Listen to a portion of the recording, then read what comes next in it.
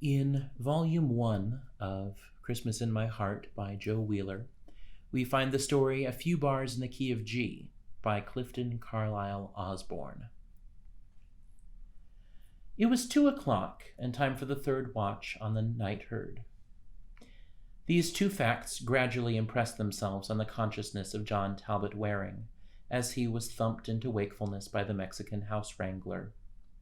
He sat up and sleepily groped for his boots, unrolled his slicker, which had been serving as a pillow, enveloped himself in its clammy folds, and went out into the drizzling rain. In the dark he saddled and mounted his horse, then headed for the cattle.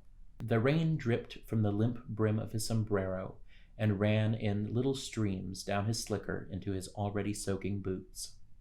The chill wind, sweeping down from the mountains, pierced his damp clothing and made him shiver in the saddle. For the 100th time within a week, Waring condemned himself for relinquishing the comforts of civilization for this hard life, riding these rough and dangerous slopes of Colorado. He recalled his arrival on the range 6 months before, a tenderfoot, the various tribulations he had endured incident to this transformation into a full-fledged cowpuncher. But all the weary months had been wasted. He had failed in his object. He could not forget. He was not the first to learn that one cannot escape memory by merely crossing the continent. It seemed to him that instead of growing more endurable with time, the soreness of his heart and the sting of regret increased with each passing day. He wondered if she felt the separation, if she cared. As his thoughts wandered back over the past 2 years, he recalled every incident of their acquaintance as distinctly as though they had occurred but yesterday. He remembered the day he had first seen her at a musical, as she stepped gracefully out beside the piano to sing, "The hours I spent with thee, dear heart, are as a string of pearls to me." He remembered the sweet days that followed, their enjoyment together of symphony, oratorio, and opera, for they shared a love of music. He looked into the blackness of the night and saw her as she appeared on that wonderful day when he had met her at the altar of Trinity Church and spoken the words that were to bind them together through life. How beautiful she was! Their wedding trip was a dream. How well he remembered their return to the lovely home he had prepared for her. How happy they had been, and how he had loved her. Had loved her? He did love her. That was his sorrow. He realized that as long as he had life in his whole heart, his heart would be hers alone. And then the shadow had come over their home. He asked himself bitterly why he had not been more patient with her and made allowance for her high spirits and quick temper. She was such a child. He could see now that he had been to blame many times in their quarrels, when at the time he had sincerely believed himself in the right. Should he go back to her and admit that he was in the wrong? Never. The memory of that last day was too clear in his mind. The words she had spoken in the heat of her anger had burned themselves into his soul and could not be forgotten. He wondered now that he had been so calm. He recalled every word he had said. "Your words convince me that we cannot live together any longer. I will neither forgive nor forget them. I am going away. You are at liberty to sue for divorce if you care to do so. 3 years, I believe, is the time required to substantiate a plea for desertion." That was all. Without a word, he had left her, standing white and motionless, to come out here to the wildest spot he could find in the vain effort to forget. He pulled down the dripping brim of his sombrero to shelter his face from the wind, then turned his thoughts in other directions.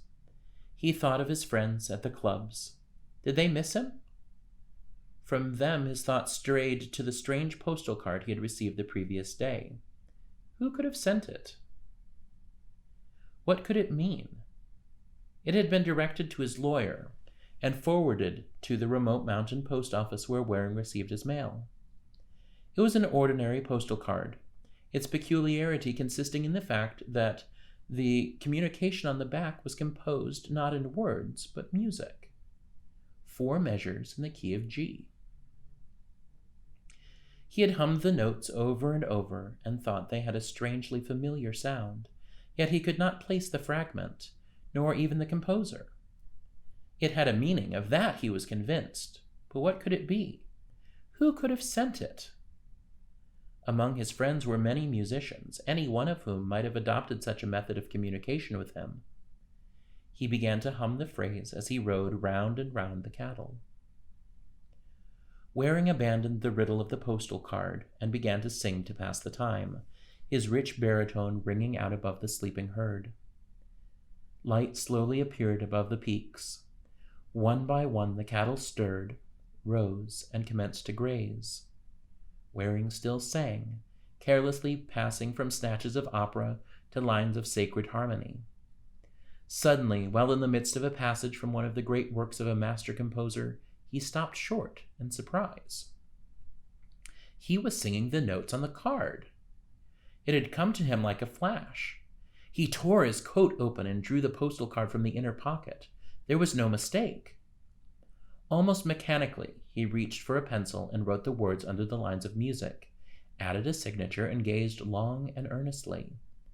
Then, with a wild shout, he wheeled and rode furiously to camp. Pulling up with a jerk that almost lifted the iron-jawed bronco from the ground, he hurled himself from the saddle and reached the boss in 2 bounds. "I must be in Denver tonight. I want your best horse, quick." The boss stared at him in astonishment. "Why, man, it's 120 miles. You're crazy." Waring fairly stamped with impatience. "It's only 60 to Empire, and I can get the train there. It leaves at 1 o'clock, and I can make it if you'll lend me Star. I know he's your pet horse, and you never let anyone else ride him, but I simply must get there." Coberly scowled. "You ought to know, Jack, that I won't lend Star. None of the other horses can get over there in that time, so you might as well just give up. What's the matter with you, that you're in such a rush?" Waring thought a moment, and then, drawing the boss beyond earshot of the listening cowpunchers, spoke to him rapidly and earnestly, finally handing him the postal card. Coberly scanned it intensely, and a change came over his face. "Why didn't you show me this first? Of course you can have the horse." He turned to the others. "Some of you boys round up the horses and rope Star for Mr. Waring. Jump lively." The men made a mad rush for their saddles, and in an incredibly short time several of them were racing across the plain in the direction of the horses.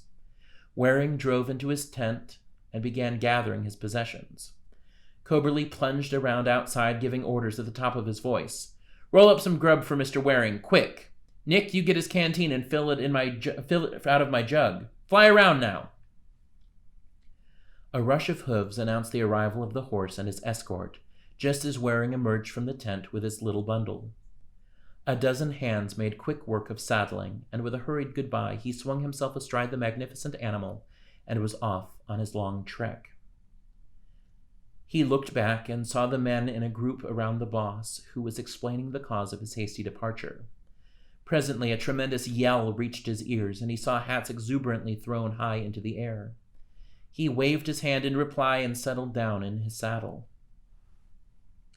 The long, pacing stride of Coberly's pet covered the ground in a surprising manner, and 8 o'clock found 23 miles behind his nimble feet. It lacked 20 minutes of 10 o'clock when Waring drew rein. He unsaddled and turned the thoroughbred into a station corral. A half-hour's rest would put new life into him. Only 20 miles to the railroad, but half of it was a steep climb, and there was just 3 hours in which to cover it. It seemed impossible.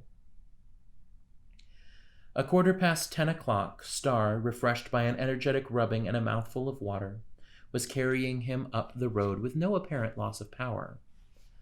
Up they went, mile after mile, until the plain they had left was spreading out like a map behind them. 2 miles from the top, Waring dismounted and led his panting horse across the icy trail.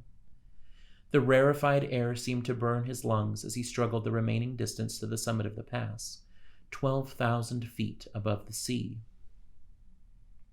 12 o'clock. He stopped and anxiously examined the horse that had carried him so well. The inspection reassured him. There was plenty of life and energy left in Star yet. 1 hour and 12 miles to go. Could he make it? He must. A final pull at the cinches, and Waring was again in the saddle, racing down the steep and dangerous path toward the sea of dark green forest that stretched far below. Down the long slopes, around dizzy curves, slipping, swaying, followed by the loose stones and gravel, they went faster than ever that trail was covered before. Star swung into a strong lope, and his rider drew a long breath. Not till then did he realize the strain of that wild ride. Rounding a turn in the road, he spied a horseman approaching and turned out to pass him. The stranger eyed him sharply as he drew near and suddenly slipped out a six-shooter. "Hold up there. I want to talk to you." For a moment, Waring considered the chance of riding over the man, but for a moment only. The stranger looked too determined, and his aim was sure.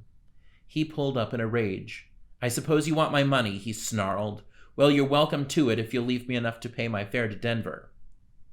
"That's a good bluff, but it won't do. I'm the sheriff, and I want to know where you're going running off with Joe Coberly's horse." "Oh, is that all you want? Why, I've been working for Coberly, and he lent me the horse to ride on out to catch the train." And he gathered up his reins to ride on. "Hold on, young man," commanded the sheriff, as he raised his gun menacingly. "That yarn won't hold water. I know old Joe, and I happen to know that he wouldn't have lent that horse to his own brother, let alone his cowpuncher. I guess I'll have to lock you up till the boys come after you." Waring groaned. "Look here, Mr. Sheriff, I'm telling you the truth.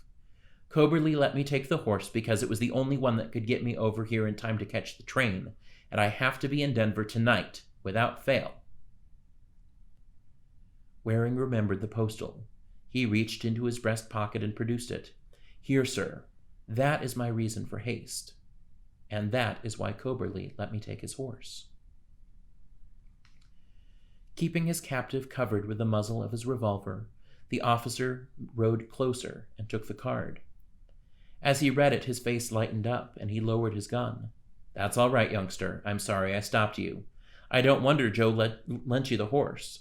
I hope you won't miss the train. I'll ride down with you on account of the horse. Everybody knows him." Waring touched Star with his spur and rode forward with the repentant sheriff by his side. Just over the rise, they could see the town before them, about a mile distant. The train was already at the station. Another touch of the spur, and Star stretched out in a run that gradually left the sheriff behind. A half a mile yet to go. A quarter. The black smoke began to come in puffs from the funnel of the engine, and the line of cars moved slowly away from the station. As the usual crowd of train-time loafers lounged around the station, their attention was caught by the two swiftly approaching riders. Presently one cried, "Hello! The first horse is Coberly's black, and he sure is moving. Why, the other fellow's the sheriff, and he's after him. Horse thief!"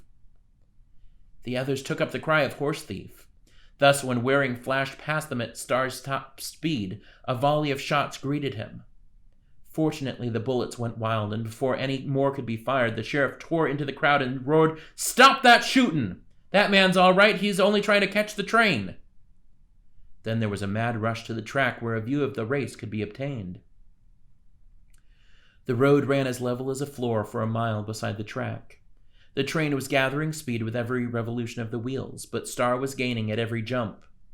The crowd at the station danced and howled in their excitement. Will he make it? He's gaining. Look at that horse go! Hooray for the black! He'll make it! He'll make it!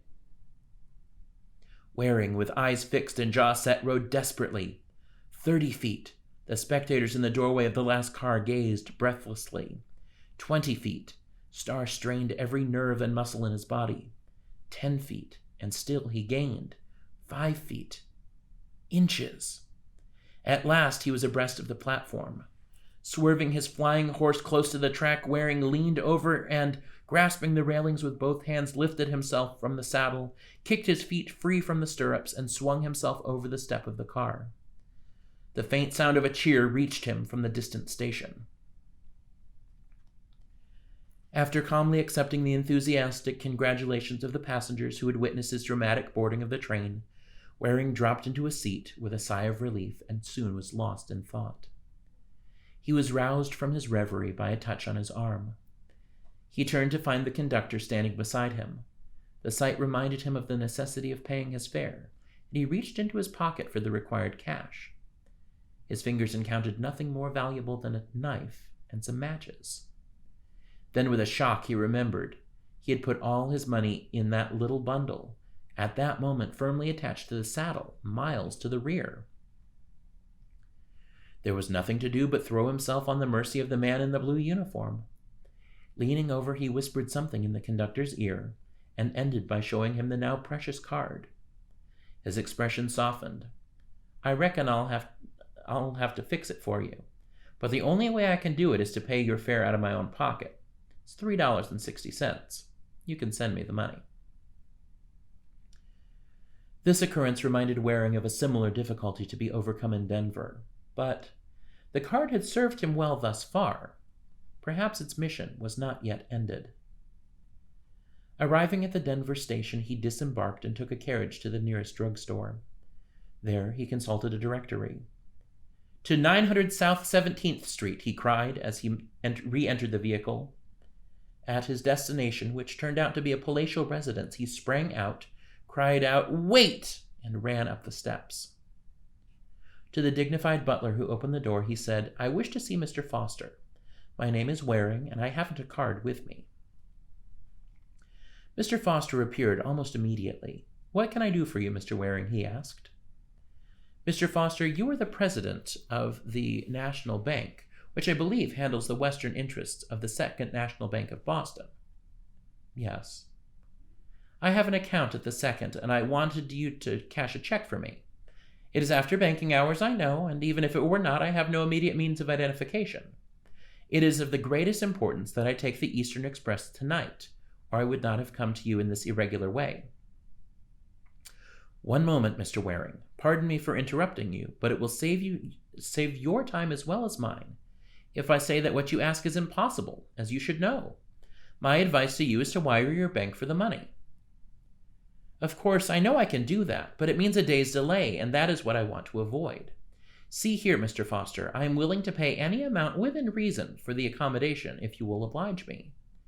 And he told of the postal card and its purpose, adding a brief account of his efforts to get to the city in time to take the train that night. "Let me see the card. From what is it taken, did you say?" Upon hearing the answer, he left the room to return in a few minutes with a rather bulky musical score. He laid it upon the table, then turned the pages until he found what he sought. Carefully he compared the music on the card with that on the printed sheet. Then to the younger man he said in a kindly voice, "I will assist you, Mr. Waring. It is contrary to all my business methods, but I cannot resist such an appeal as this. What amount do you require?" $100 will serve my purpose." "Make your check out for $150. You will need that much unless you care to travel in your present costume. You can cash this at the Brown Palace Hotel. I will phone the cashier, so you'll have no trouble." Waring tried to thank him, but Mr. Foster would not listen. "You're perfectly welcome, my boy. I'm glad to be able to help you. You have my best wishes for a pleasant journey. Goodbye." A swift hand clasp, and Waring was running down the steps to the carriage. "Telegraph office," he shouted. 10 minutes later, these words were speeding across the wire. "Postal received. Arrive Boston Friday night. See Luke 1:13. Jack." When the Chicago Limited pulled out of Denver that evening, John Talbot Waring, clean-shaven and attired in garments of the most approved fashion, was standing on the rear platform of the last Pullman, softly humming a passage from the great oratorio, The Messiah. There was a tender light in his eyes as he gazed at the postal card he held in his hand. These were the words he read: "For unto us a child is born, unto us a son is given." At that same moment, 2,000 miles away in the east, a pale young wife was holding a telegram close to her lips. An open Bible lay on the bed beside her. Turning softly on her pillows, she glanced lovingly at the dainty cradle and whispered, "Thou shalt call his name John."